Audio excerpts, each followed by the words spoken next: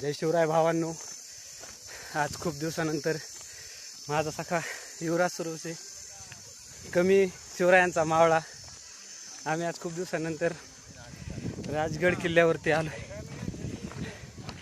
राजगड किल्ला सर्वांना माहीतच असेल, जो माहीत नाही तो मराठी घातला काय युवराज एकदम.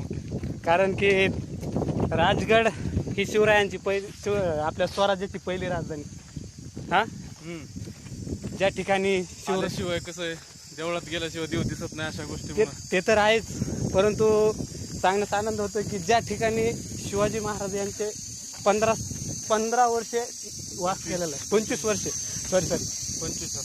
वर्ष वास केलेला आहे. विचार करा, ते इथल्या मातीत त्यांचा वास, त्यांचा आशीर्वाद हे तुम्हाला दाखवतो काय आहे. तर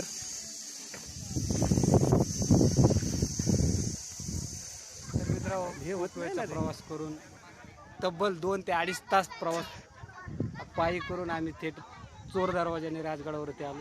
वरती येताच बघतो तर हा पाठीमागं दिसतोय हा पद्मावती तलाव. खूप असा म्हणजे गार वातावरण इथं, आणि वारण तेन बघून म्हणजे आमचा जो थकवा होता हा थकवाच पूर्ण गेला.